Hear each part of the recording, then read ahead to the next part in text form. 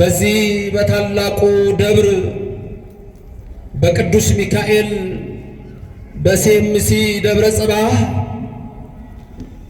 የምንማርበት የትምህርታችን ርዕስ በዚች ዓመት ደግሞ ተዋት በሚል ኃይለ ቃል ይሆናል።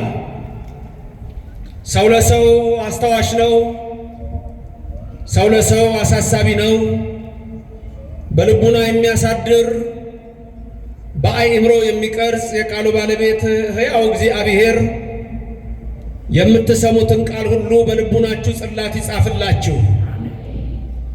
ለእኔም ለምናገረው ማስተዋልና ጥበቡን እንዲያድለኝ ሁሉ ጊዜ በጸሎታችሁ የቃሉን ደጅ እንዲከፍትልኝ አስቡኝ። የቃል የሚሰማችሁ ሁሉ ሐሳብ ሕሊናችሁ በሰማያት ይኑር። ያላችሁበትን ስፍራ እወቁ። የጽድቅንም ቃል ደስ በሚያሰኙ ጆሮዎች አድምጡ። አንድም እንኳ በዚህ ቅጽር የራሱን ወሬ የሚያወራ ሰው ከቶ አይሰማ።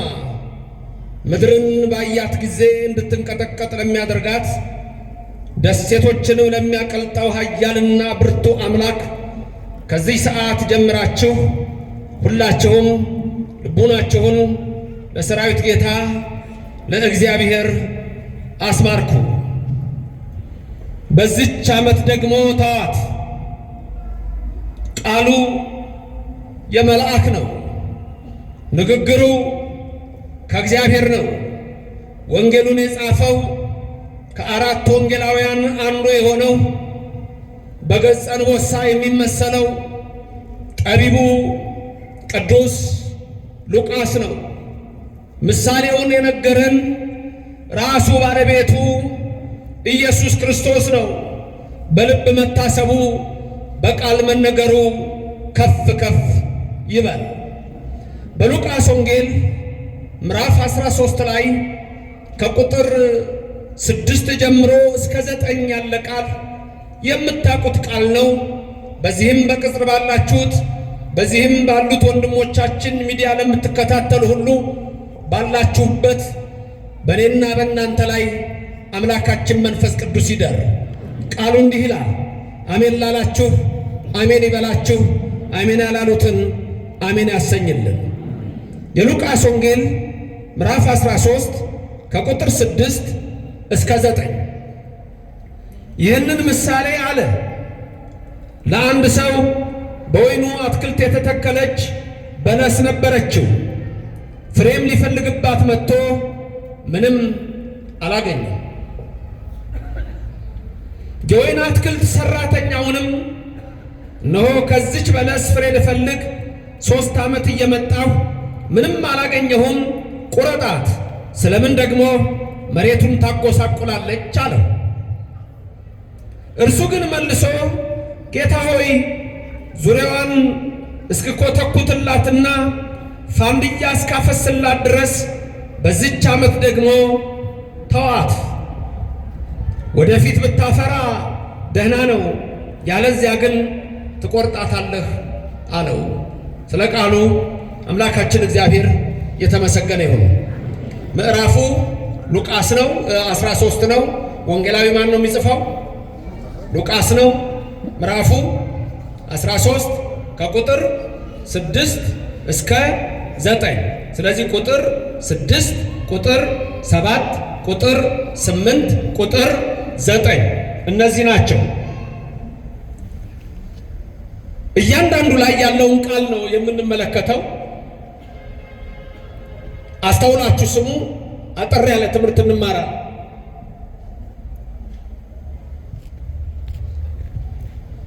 የመጀመሪያው ቁጥር 6 ላይ የምታዩት ይህንን ምሳሌ አለ። ለአንድ ሰው በወይኑ አትክልት የተተከለች በለስ ነበረችው። ፍሬ ሊፈልግ መጥቶ ምንም አላገኘም። ባጭሩ ስንት ሰው እየሰማችሁ ነው? ስንት ሰው? አንድ ሰው ምን ነበረው? በለስ ወይን ነበረው።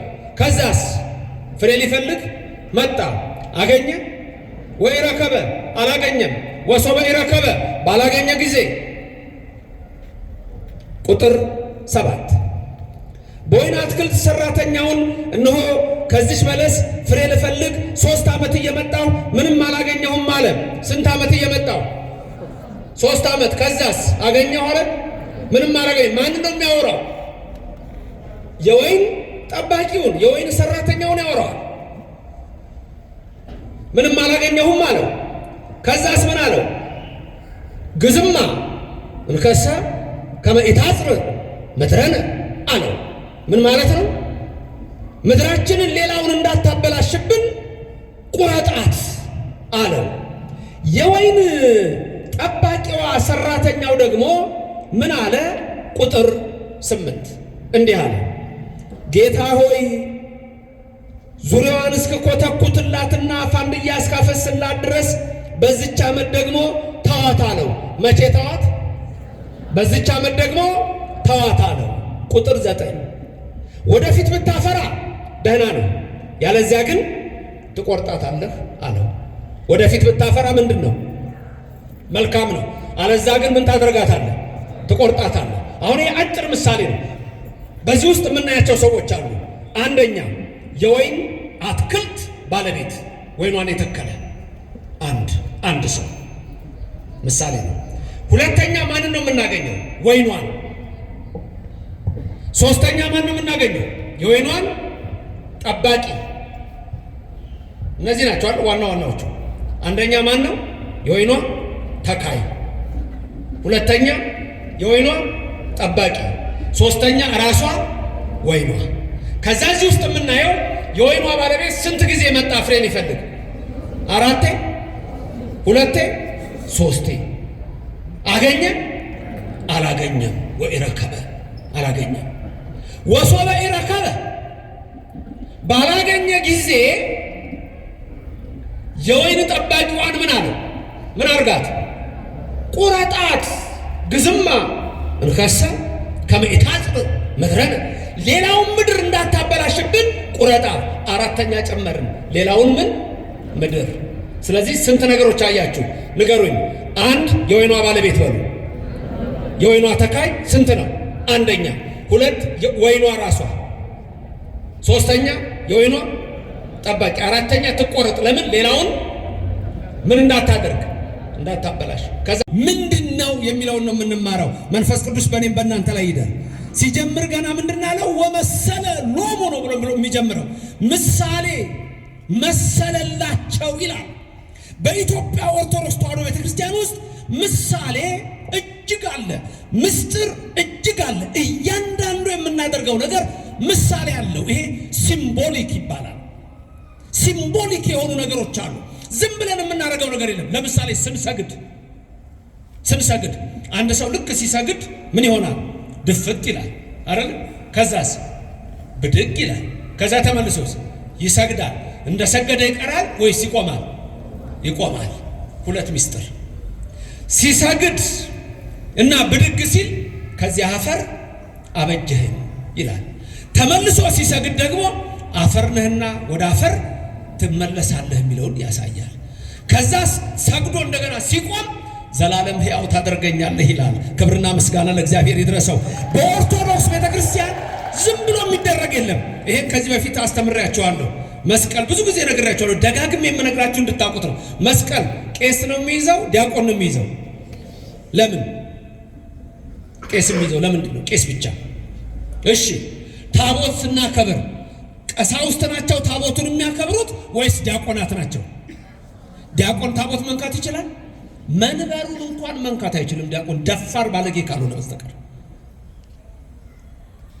እንደ አሪዎስ የደፈረ ካልሆነ በስተቀር መንበሩን ታቦቱ የሚቀመጥበትን መንበር ዲያቆን መንካት አይችልም። ተመልከቱ። ይሄ መስቀል የኢትዮጵያን ኦርቶዶክስ ተዋሕዶ ቤተክርስቲያን 3ቱን ሕግጋት ያሳያል። 3ቱ ሕግጋት እነማን ናቸው ካላችሁኝ እኒህ ናቸው። 1 ሕገ ልቡና፣ 2 ሕገ ኦሪት፣ 3 ሕገ ወንጌል ናቸው። ላስደግማችሁ። 1 ሕገ ልቡና አፌላችሁ ምን ነው? በሰይጣን ተቆልፏል። ተናገራ ታዲያ። 1 ሕገ ልቡና፣ 2 ሕገ ኦሪት፣ 3 ሕገ ወንጌል። እነዚህ እዚህ ላይ ታዋቸዋላችሁ። ይሄ መያዣው ምሰሶ ዋናው ሕገ ልቡና ነው። ሕገ ልቡና ለመላእክትና ለሴት ሰጠ ነው። ሕገ ልቡናን መላእክት ተጠቅመውበታል። እኛ ግን በሕገ ልቡና ስላልጸና ሕገ ኦሪትን ጨመረልን እግዚአብሔር። ሕገ ኦሪትን ጨመረና እንደገና ደግሞ ሕገ ኦሪትን ሊፈጽማ ጠላዋን ወደ አካል ሊመልሳት የሰላም አምላክ ኢየሱስ ክርስቶስ ከሰማይ ሰማያት መጣ፣ ወረደ፣ ከድንግል ማርያም በከብቶች በረት ተወለደ። ይሄ ሁሉ ለኔ ነው፣ ይሄ ሁሉ ለአንተ ነው፣ ይሄ ሁሉ ለአንቺ ነው። ከሰማይ ወረድኩ አለ። የወረድኩት ደግሞ አለ ለአብርሃም፣ ለይስሐቅ፣ ለያዕቆብ ለጤነኞቹ አይደለም አለ፣ ለኔና ለእናንተ ለበሽተኞቹ የከብቶች በረት መካከል ተወለደ። የከብቶች በረት እኮ እበት አለበት፣ ሽታ አለው። እዛው ሲወለድ የእናንተን ኃጢአት አልጸየፈውም ሲላችሁ ነው የድንግል ማርያም ልጅ ከሰማይ ሰማያት የወረደው የኔና የእናንተን በደል ሊደመስስ እሱ ወደዚህ ዓለም መጣና ምን አለ? በማቴዎስ 5:17 ላይ እኔ የመጣሁት ሕግና ነቢያትን ለመሻር አይደለም ልፈጽማቸው ነው አለ። በኢትዮጵያ ኦርቶዶክስ ተዋሕዶ ቤተክርስቲያን ብቻ ሕግና ነቢያት ይነገራሉ። ክብርና ምስጋና ለዘላለም አምላክ ይሁን፣ ስሙ የተመሰገነ ይሁን። ሁሉ ነገር ምሳሌ አለው፣ ዝም ብሎ አይደለም። አሁን ዲያቆኑ ተንሥኡ ለጸሎት ይላል። ዲያቆኑ ተንሥኡ ለጸሎት ሲል እናንተ ምን ትላላችሁ? ምን እንደምትሉት እግዚኦ ተሳለነ። ከዛ ቄሱ ደግሞ እጁን ይዘረጋና ምን ይላል? ምን እንደሚለው አስቀዳሽ ናችሁ? ታስቀድሳላችሁ? ነው እሑድ እሑድ ትተኛለህ? ማታ ማታ ቅዳሜ ማታ ቲክቶክ እስከ ሌሊቱ 8 ሰዓት ወሬ፣ ዝሙት፣ ከንቱ ነገር፣ መለፍለፍ፣ ንትርክ። ከዛ በኋላ እሑድ ጠዋት የለህም፣ ቅዳሴውን ቄሱ አሐዱ አብ ሲል የለህም፣ ቁርባኑ ላይ የለህም፣ እስመ ኃያል አንተ ላይ የለህም። ተኝተሃል። የታመመ ሰንኳ በዕለተ ሰንበት በቤቱ አይተኛ፣ በወሰቃ በገረገራው ያምጡትና ይስማ ይላል። የት ነው ያለው? ቅዳሴው ሲጀምር እናንተ አትሰሙትም እንጂ ምን ይላል? ስለ አንተ ካህኑ ሲጸልይ ይላል። ስለ አንተ ካህኑ ሲጸልይ ሐሳብህን ወደ ያዛና ወደ አታድርግ። ስለ አንተ መስዋዕት ሲቀርብ መጥተህ ቁምና ስማ፣ ተቀደስ፣ ተፈወስ። እግዚአብሔር በረድኤት ይጎብኘን፣ በቸርነቱም አይለየን። እና ታዲያ ዲያቆኑ ተንሥኡ ሲል እናንተ ምን ትላላችሁ? እግዚኦ ተሳለነ። ካህኑ ምን ይላል? ሰላም ለኩልክሙ። ከዛ ትመልሱና እናንተ ምን ትላላችሁ? ምስለ መንፈስከ። እንደሱ ነው። ዲያቆኑ ተንሥኡ ለጸሎት የሚለው የአዳም ምሳሌ ነው። ተመልከቱ። ወመሰለሎሙ ነው። ሁሉ ነገር በምሳሌ ነው። ዲያቆኑ የማ ምሳሌ ነው? የማ ምሳሌ ነው ዲያቆኑ? የአዳም። አዳም ምን አለ? ተንሥኡ ለጸሎት አለ። እናንተ ምን ብላችሁ ነው የምትመልሱት? እግዚኦ በአማርኛ ምን ማለት ነው? አቤቱ ይቅር በለን ትላላችሁ። አቤቱ ይቅር በለን የምትሉት እናንተ ደግሞ በሲኦል ውስጥ ያሉ የነፍሳት ምሳሌ ናቸው። ነፍሳትም ለአባታቸው ለአዳም መልሰው ምን አሉ? ጊዜው እውነት ነውና አቤቱ ይቅር በለን፣ አድነን፣ አድነን፣ አድነን አሉ። ከዛ ኢየሱስ ክርስቶስ ምን አደረገ? እጁን ዘርግቶ አዎ አዳንኳችሁ፣ የዘላለም ሕይወት ሰጠዋችኋል። ስለዚህ ሰላምን ይላል። በተዘጋ መቃብር ገብቶ እጆቹን እያሳየ ሰላም ለኩልክሙ አላቸው። ከዛ እናንተ ደግሞ ምስለ መንፈስከ ስትሉ ከሲኦል መውጣት ነው። በቅዳሴ ሰዓት ሁልጊዜ ከሲኦል መውጣት ነው፣ ከመከራ መውጣት ነው፣ ከኃጢአት መውጣት ነው፣ የዘላለምን ሕይወት መውረስ ነው። ለዚህ ነው በመጨረሻ እቱ በሰላም ወደ መንግሥተ ሰማያት ግቡ ተብለን የምንሸኘው። ክብርና ምስጋና ለዘላለም ለሱ ይሆንልን። እያንዳንዱ ነገር ምሳሌ አለው። ይሄ መስቀል ያስኩት ሕገ ልቡና ነው። ዲያቆናይዝም ያልኳችሁ ለመሰላችሁ ከታች 4 ማዕዘን ቅርጽ አላት አይደል? እሷ የታቦቱ ምሳሌ ናት። ለዚህ ነው ዲያቆን የማይዘው፣ ታቦት መንካት ስለማይችል እችን አይዝም። አያችሁ። ከላይ ደግሞ ሕገ ወንጌሉ ነው፣ መስቀሉ ነው፣ ደሙ የፈሰሰበት ነው። ሁሉ ነገራችን እንዲህ ነው። ለምሳሌ ከታቦቱ ወንዶች በስተቀኝ ይቆማሉ፣ ይቀመጣሉ፣ ይቆማሉ። ሴቶች በስተግራ ይሆናሉ። ይሄ ደግሞ ምንድነው? ምሳሌው በኖህ መርከብ ውስጥ የሆነው ነው። ኖህ አጽመ አበውን በመካከል አደረገ። ከዛ በኋላ ወንዶቹን በዚህ ሴቶችን በዚህ አደረገ። ስለዚህ በመቅደሱ ሁሉ ጊዜ ስትቆሙ ወደዚህ ፊታችሁ ሲሆን ሴቶች በምን ይሆናሉ? በስተቀኝ፣ ወንዶች በምን ይሆናሉ? በስተግራ። ራቱ ታቦቱ ደግሞ ሲያያችሁ ወንዶች ቤት ይሆናሉ በስተቀኝ፣ ሴቶች ቤት ይሆናሉ በስተግራ።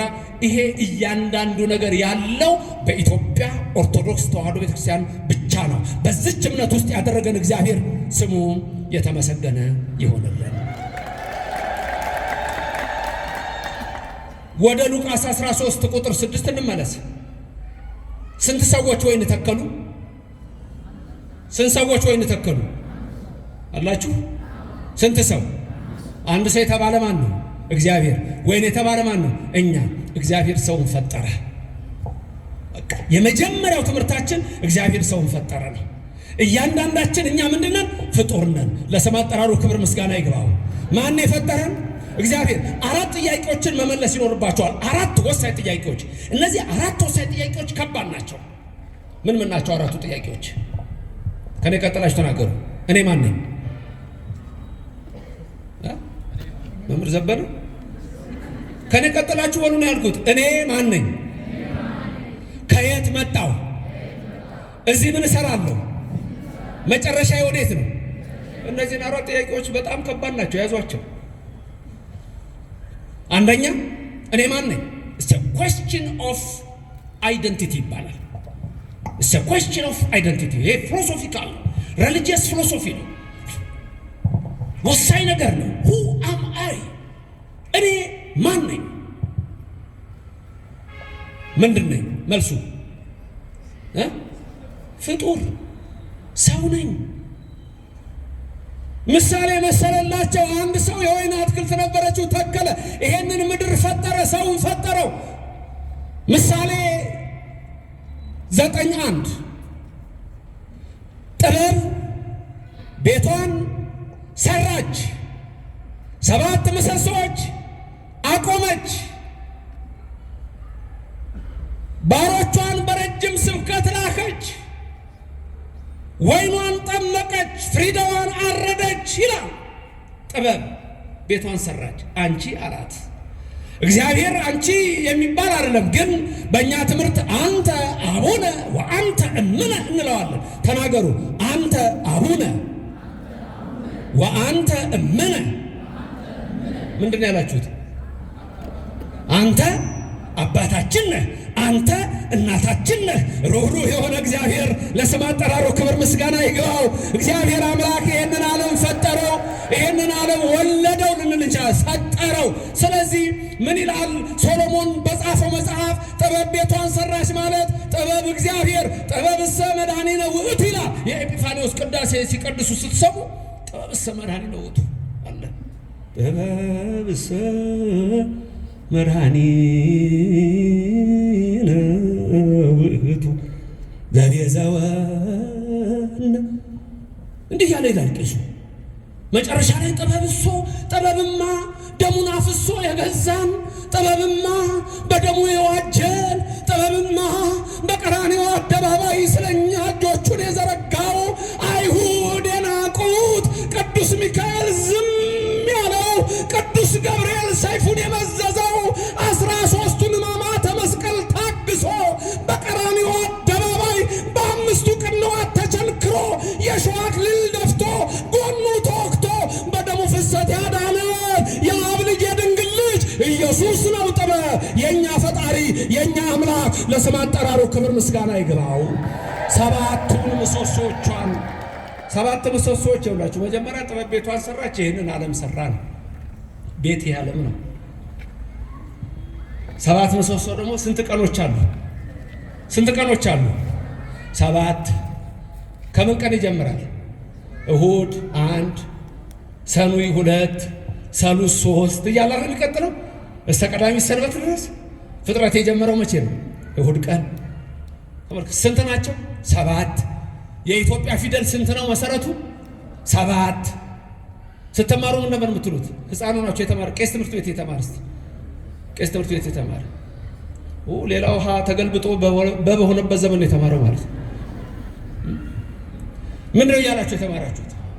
ሀ ግዕዝ፣ ሁ ካልዕ፣ ሂሳልስ ንገሩኛ ሐራብ ሄሃምስ ህሳድስ ሆሳብ አይደል እንዴት ያይዘን ልጃቸው ነው በቃ መርጌታ ጽጌ ጋኛ የታረገውናችሁ ፊደል ያስቆጠሩኝ አባ ሰላም ስንጀምር እንዴት ያይዘው በቃ ግዙካ ሂሳልስ እንላለን።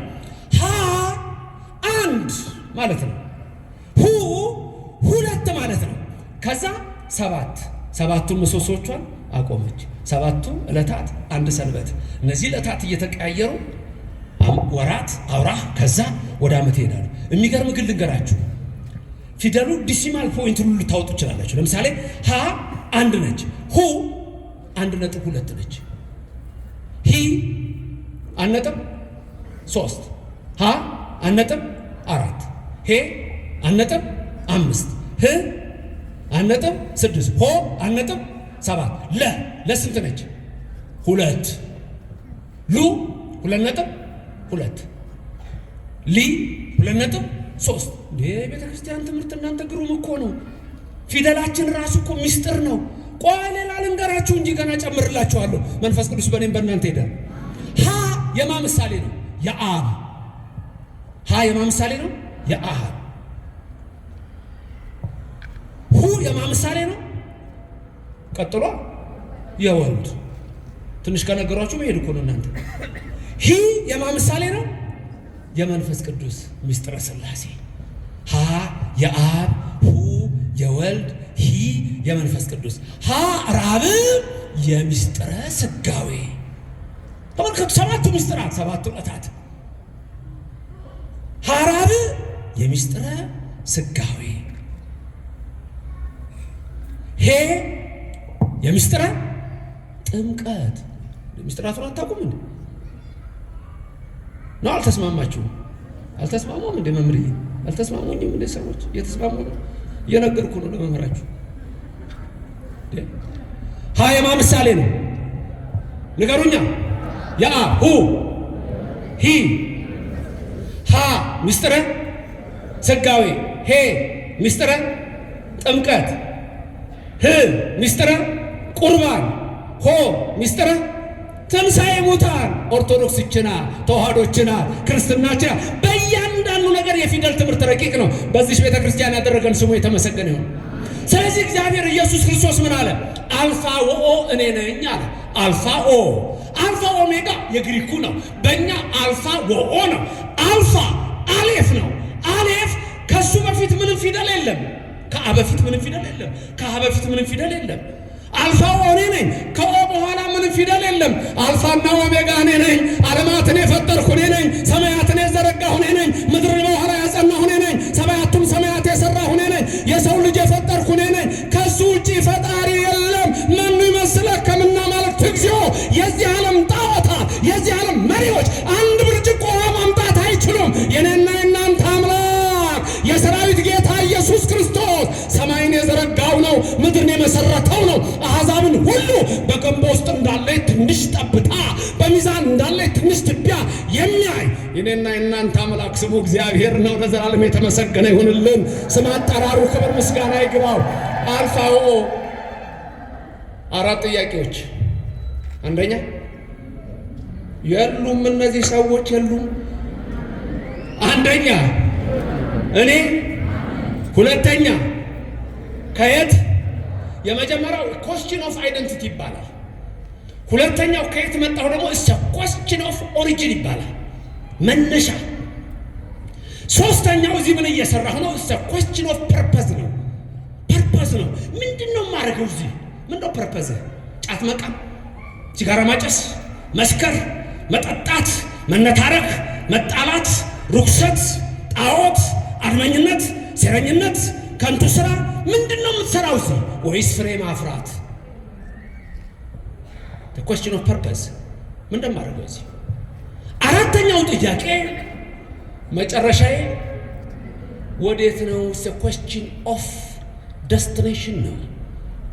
እነዚህ 4 ጥያቄዎች በትክክል መልስ የሚያገኙት በኦርቶዶክስ ተዋህዶ ቤተክርስቲያን ነው። ማንነኝ? ፍጡር። ከየት መጣሁ? ከፈጣሪ። እዚህ ምን እሰራለሁ? አዳምና ሔዋን ሳቱ፣ መጣሁ። ከዚህ በኋላ ደግሞ የሚያድነኝ አምላክ አለኝ። መጨረሻዬስ ወዴት ነው? ወዴት ነው መጨረሻችሁ? በቀኙ መቆም ነው። መንግሥተ ሰማያት መውረስ ነው። የኦርቶዶክስ ልጆች ትጠራጠራላችሁ እንዴ? የተዋሕዶ ልጆች ትጠራጠራላችሁ እንዴ? ልንገራችሁ፣ በጣም ደስ የሚል ነገር ልንገራችሁ። ከመቃብር ስንነሳ በትንሣኤ ዘጉባኤ ማቴዎስ 25:31 ላይ የሰራዊት ጌታ ኢየሱስ ክርስቶስ እሱ እግዚአብሔር እልፍ አላፋት ከሆኑት መላእክት ጋር ይመጣል ይላል። እልፍ አላፋት ከሆኑት ምን ጋር? መላእክት ጋር። እኔና እናንተ በትንሣኤ ዘጉባኤ እጃችንን ይዞ የሚያነሳ አንድ መልአክ እንዳለ ታውቃላችሁ? ስሙ ማን ነው? እሱ መልአክ ስሙ ማን ነው? ኧረ ትንቢተ ዳንኤል ምዕራፍ 12ን ተመልከቱ። በዛ ሰዓት ይላል ዳንኤል ሲናገር፣ በዛ ሰዓት እነሆ ሙታን ሁሉ ይነሳሉ፣ ትንሣኤ ዘጉባኤ ይሆናል። እኩሌቶቹ ለዘላለም እረፍት ነው የሚነሱት፣ እኩሌቶቹ ግን ለዘላለም እፍረት ነው የሚነሱት። እኩሌቶቹ የሚነሱት ለሕይወት ነው፣ እኩሌቶቹ የሚነሱት ለሞት ነው፣ እኩሌቶቹ የሚነሱት ለሐሴት ነው፣ እኩሌቶቹ የሚነሱት ግን ለሐዘን ነው። ወየው ይላሉ አለ ያዕቆብ ዘስሩግ። የዛን ጊዜ ወየው ይላሉ እናት የሴት ልጇን ድምፅ የማትሰማበት ሰዓት ይላል ያዕቆብ። ያ ደግሞ የዮዳሄ ልጅ ዘካርያስ ሲነግረን በትንቢቱ ምዕራፍ 14 ላይ የሰራዊት ጌታ እግዚአብሔር ይመጣል። የሰራዊት ጌታ እግዚአብሔር ሲመጣ እግሮቹ በደብረ ዘይት ተራራ ይረግጣሉ። የደብረ ዘይት ተራራ ያረገበት ነው። የደብረ ዘይት ተራራ የኖረበት ነው። የደብረ ዘይት ተራራ ሲያርግ እነሆ ሐዋርያቱ እያዩት፣ ይሄ ወደ ላይ ሲወጣ ያያችሁት ተመልሶ እንደገና ለፍርድ ይመጣል አለ ነቢዩ ዘካርያስም ተናገረ። የኢየሱስ ክርስቶስ እግሮች በደብረ ዘይት ተራራ ሲረግጡ የደብረ ዘይት ተራራ ለሁለት ይሰነጠቃል፣ አንድ ወደ ምስራቅ፣ አንድ ወደ ምዕራብ። ያ ሰዓት አስጨናቂ ይሆናል አለ። ታዲያ ዳንኤል ምን አለ? የተዋሕዶ ልጆች፣ ኦርቶዶክስ ልጆች፣ በዛ ሰዓት አለ መልአኩ ሚካኤል ይመጣል፣ እጆቻቸውን ይዞ ያነሳቸዋል። ክብርና ምስጋና ለእግዚአብሔር ይድረሰው፣ ስሙ የተመሰገነ ይሁን። እና ታዲያ ሲኦል ለኦርቶዶክስ በፍጹም አትገባም። ሌሎች ይግቡባት። ራሱ ጌታ እንዳለ ማቴዎስ 7:21 ላይ ጌታ ሆይ ይሉኛል አላውቃችሁም። ያስደነግጣል። ጌታ ሆይ እያሉ አላውቃችሁም። ኧረ ይገርማል። እውር አብርተን አላውቃችሁም። ማቴዎስ 7:21 ለምጻም አንጽተን በስምህ አላውቃችሁም። ማን ነው ያን የሚያደርገው? የተዋሕዶ ልጆች እግዚአብሔር የነገራችሁን ያዙ። ቆይ እስቲ እኔና እናንተ የፈለጋችሁትን ብትሉ የምንሄደው የት እንደሆነ ታውቃላችሁ? ድንግል ማርያም ያለችበት ነው የምንሄደው። ክብርና ምስጋና ይግባው እግዚአብሔር። ድንግል ማርያም ያለችበት እንሄዳለን። ስሟን ጠርተህ የትም አትወድቅም። ግድ የለም። ሚካኤል ምን ይላል መሰለ? በዚች ዓመት ተዋት፣ በዚች ዓመት የንስሐ ሕይወት ለሁላችን። በንስሐ ሕይወት ውስጥ ያለ ሰው ሲኦልን አያትም። ያ ነው የኔና የናንተ ተስፋ፣ የኔና የናንተ ተስፋ። የንስሐ እንባ። ይቅር በለኝ። ሰዎች ነን፣ እንቆሽሻለን።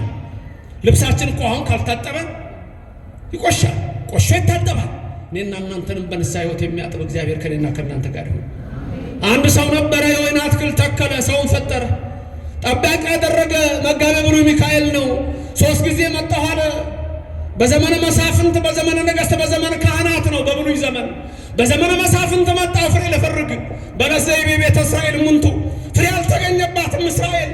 በዘመነ መሳፍንት ፍሬ የለም፣ በዘመነ ካህናት ፍሬ የለም፣ በዘመነ ነገሥትም በመሃል ፍሬ የለም። ቅዱስ ሚካኤልን አነጋገረው እግዚአብሔር። በቃ አጥፋቸው አለ። ሚካኤል መልአክ ደግሞ ለመነው፣ እባክህ በዚያ መተዋቸው፣ አታጥፋቸው፣ እስቲ ልራዳቸው፣ ተራድቼ መልካም ላሰራቸው አለ። እኔና እናንተን መልካም ያሰራን መልአኩ ገብርኤል፣ መልአኩ ሚካኤል ከኛ ጋር። መጋቤ ሐዲስ ገብርኤልም ነው። 3 ጊዜ መጣሁ አለ። ኢየሱስ ክርስቶስ ስንት ዓመት አስተማረ? 3 ዓመት። 3 ዓመት ባስተማርኩት ትምህርት ፍሬ ጠፋ አለ። 3 ጊዜ መጣሁ አለ። በልጅነታችሁ ይመጣል እግዚአብሔር፣ ሕፃንነት፣ በውርዝውና ይመጣል፣ በወጣትነት፣ በእርግና ይመጣል፣ በሽምግልና። ፍሬ አለ ወይ? አንዳንድ ሰዎች ሽማግሌ ከሆኑ ጽድቅ መስራት ያለባቸው አይመስላቸው። እኔ አንዴ ትዝ ይለኛል፣ ድሮ እዚሁ እያለሁ ነው፣ ድሮ ሳስተምር አንድ ቀን ወደ ገነተ ጽጌ ቅዱስ ጊዮርጊስ ሲሄድ እድሜያቸው ትልልቅ ሰዎች ናቸው። እንደዚች መውጫው ላይ ጊዮርጊስ ሼል ነገር ነበረ፣ የዛሬ ምድር ያድርገውና እንዲሽል ነበር መውጫው ላይ እንደዚህ ባቅላባ ቤት አለ። ከዛ ወደዛ ሲወጣ የሆነች ማደያ ብቻ አለችና ወደዛ ጋር ሽማግሌዎች ቁጭ ብለው ብር ይዘው ይጫወታሉ። ሞላ ጎደለ ይጫወታሉ። ሽማግሌዎች እኮ ናቸው። ጊዮርጊስ እዛ አሁን ትምህርት እየተሰጠ ሞላ ጎደል በምን እንደሚጫወቱ ታውቃላችሁ? በሚመጣው መኪና የመጨረሻ ታርጋ ቁጥር። ሽማግሌዎች ሽማግሌ በመሆን አድንም፣ ሕፃን በመሆን አድንም፣ ወጣት በመሆን አድንም። በንስሐ ሕይወት ነው የምትድነው። ለእግዚአብሔር እኮ ሁላችሁም አንድ ቀን አልሞላችሁም። ማቱሳላ እንኳ 969 ዓመት የኖረው አንድ ቀን አልሞላም። በእግዚአብሔር ቁጥር ሁሉም ሕፃን ነው በእግዚአብሔር ፊት። 3 ጊዜ መጣው። በሕፃንነት ፍሬ ይፈልግባል አለ ሆይ፣ በወጣትነት ፍሬ ያለው የለ ወጣ ይላሉ። የት አለ ወጣቱ? የት ነው ወጣቱ ያለው? የት ነው ያለው? ደሞ ነገርኳችሁ፣ ቅዳሴ ነው፣ የእግዚአብሔር በረከት ነው። ስጋው ደግሞ ያልቆረበ ሁሉ ያልተቀበለ ሁሉ ወዴት ነው? እንዴት ነው መንግስተ ሰማያት የሚገባው? መቼ ነው ስጋው ደግሞ የምትቀበሉት? መቼ? ቆይ አንድ ትንሽ የቀረች ነገር አለ ይላል። ምን ነው ቢቀርብ? ጻድቅ ሆናለሁ ብለህ ከሆነ ከዚህ በፊትም ነግሬያችኋለሁ፣ እስከምትሞቱት ድረስ ጻድቅ አትሆኑም። ቁርጣችሁን አውቁት። እንዳይቀየሙኝ መምህራን ካህናት፣ አይሆኑም። እስከሚሞቱ ጻድቅ አይሆኑም። መቼ ነው ግን ጽድቅ የምናገኘው? በንስሐ ሕይወት በየቀኑ ስንታደስ መሐሪ ነው እግዚአብሔር። ይመረናል፣ ሁላችንን ይማረን። ስለ እናቱ ብሎ ይማረን፣ ስለ ቅዱስ ሚካኤል ብሎ ይማረን። 3 ዓመት መልአኩ እኮ ምን አለ? እስቲ ተዋት በዚች ዓመት ልራዳ። ታዲያ ሚካኤል ሲራዳ፣ ገብርኤል ሲራዳ፣ አንተ የኦርቶዶክስ ልጅ፣ አንቺ የተዋህዶ ልጅ ሲኦል እንደማታዋት ይሄንን እመኑ። ክብርና ምስጋና ለእግዚአብሔር ይድረሰው። በንስሐ ሕይወት ውስጥ ጸንታችሁ ካላችሁ ወኢረከብኩ ያለው በእናንተ ዘንድ አይሰራም። ስጡ፣ ፍሬ አምጡ። እነዚያ ያልታደሉት ፍሬያቸው ከሰዶም ነው፣ ወይናቸው ከገሞራ ነው የተባሉ በርኩሰት የተመሉ አሉ። በጊልዓ ድፍረት የረከሱ፣ በዓለም ርኩሰት የቆሸሹ። እናንተ እኮ የእግዚአብሔር ልጆች ናችሁ። በ40 እና በ80 ተጠምቃችኋል። ስም አላችሁ እኮ ሁላችሁም ስም አላችሁ። ስማችሁንም ያውቀዋል እረኛው። ዮሐንስ ወንጌል ምዕራፍ 10 ላይ ምን ይላል? ኖላዊ ሄር ኢየሱስ ክርስቶስ በጎቼን በየስማቸው አውቃቸዋለሁ፣ እነሱም ድምፄን ያውቃሉ፣ ይከተሉኛል እና የዘላለም ሕይወት እሰጣቸዋለሁ። ኧረ ነው ከሌላ በረት የሆኑ አሉኝ ገና አመጣቸዋለሁ ይላል። በየስማቸው የሚያውቃችሁ እግዚአብሔር ስሙ የተመሰገነ ይሁን። በየስማቸው የሚያውቃችሁ እግዚአብሔር በየስማችሁ ምሕረትን ይላክላችሁ። ለዚህ እኮ ነው ካህኑ ሲያሳርጉ እያንዳንዳችሁ በየስማችሁ የተፈታችሁ ሁኑ የሚሏችሁ። የተፈታን ያድርገን እግዚአብሔር። 3 ዓመት መጣሁ ፍሬ ልፈልግ አጣሁ አለ። አይጣባችሁ እግዚአብሔር። ፍሬ በእጃችሁ ይሁን፣ በልቦናችሁ ይኑር፣ ባይኖራችሁ ይኑር።